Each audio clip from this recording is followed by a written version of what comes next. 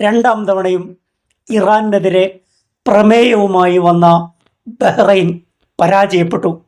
UN security കൗൺസിലിൽ ഇന്നലെയും വലിയ ഒരു പ്രമേയവുമായി ബഹ്റൈൻ വരികയുണ്ടായി. പ്രമേയം പാസാക്കി ഇറാനെ പാഠം പഠിപ്പിക്കാമെന്ന് കരുതിയ UAE, ബഹ്റൈൻ, സൗദി ഉൾപ്പെടെയുള്ള GCC രാജ്യങ്ങൾക്കും പിന്നിൽ പ്രവർത്തിച്ച അമേരിക്കക്കും കടുത്ത തിരിച്ചടിയാണ് ഇന്നലെ UN രക്ഷാസമിതിയിൽ നിന്നും ലഭിച്ചത്. പറയാതിരിക്കാൻ വയ്യ, രണ്ടാം തവണയാണ് ബഹ്റൈൻ ഇറാനെ അപലപിച്ചുകൊണ്ട് ഇത്തരം ഒരു പ്രമേയവുമായി UN രക്ഷാസമിതിയിൽ വരുന്നത്. റഷ്യയും ചൈനയും തങ്ങളുടെ വീറ്റോ അധികാരവും ഉപയോഗിച്ച് പ്രമേയം തള്ളിക്കളയുകയായിരുന്നു. അവരെ നിരാശപ്പെടുത്തുന്ന രീതിയിലാണ് ലോകരാജ്യങ്ങൾ ഇതിനോട് പ്രതികരിച്ചത്. ഇറാനെതിരെയുള്ള ആക്രമണം നടന്ന ഉടനെ UN രക്ഷാ കൗൺസിൽ വിളിച്ചിരുന്നു.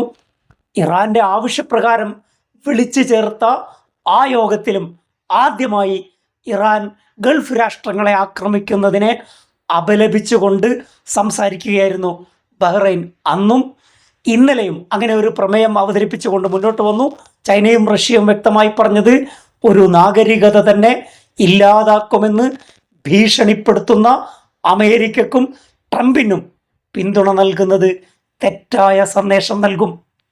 ചൈനയുടെ US അംബാസിഡർ കൃത്യമായി ആ വിഷയത്തിൽ ഒരു വിശകലനം നടത്തി.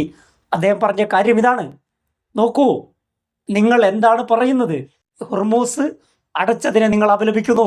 എന്തുകൊണ്ടാണ് ഹോർമൂസ് അടച്ചത്? അടിസ്ഥാന വിഷയത്തെപ്പറ്റി സംസാരിക്കാതെ, റൂട്ട് കോസിനെ പറ്റി പറയാതെ ഇങ്ങനെ ഒരു പ്രമേയം അവതരിപ്പിക്കുന്നത് ഏകപക്ഷീയമാണ്. അത് ഒരിക്കലും അംഗീകരിക്കാൻ കഴിയില്ല. പക്ഷപാതപരമായ പ്രമേയത്തെ അനുകൂലിക്കുന്നത് തെറ്റായ സന്ദേശം നൽകുമെന്നാണ് ചൈനയുടെ US അംബാസഡർ വ്യക്തമാക്കിയ കാര്യം. അറബ് രാജ്യങ്ങൾ ഒരു ഘട്ടത്തിലും ഇറാനെതിരെയുള്ള ആക്രമണത്തെ തള്ളിപ്പറഞ്ഞിട്ടില്ല. ബഹ്റൈൻ ഇറാനെതിരെയുള്ള ആക്രമണം നടന്ന ഉടനെ ചേർന്ന യോഗത്തിലും ഇറാനെതിരെയുള്ള ആക്രമണത്തെ അപലപിക്കുന്നതിന് പകരം ഇറാൻ ഗൾഫ് രാജ്യങ്ങളെ ആക്രമിക്കുന്നതിനെയാണ് അപലപിച്ചത്. GCC രാജ്യങ്ങൾ ലോകത്തിൻ്റെ മുമ്പിൽ നാണം കെട്ടു നിൽക്കുകയാണ്. ബഹ്റൈന് കാലം കാത്തുവെച്ച മറുപടിയാണ് നൽകിയത്. ബഹ്റൈന് ഈ വിഷയത്തിലുള്ള ആശങ്കകൾ പരമപ്രധാനമാണ്.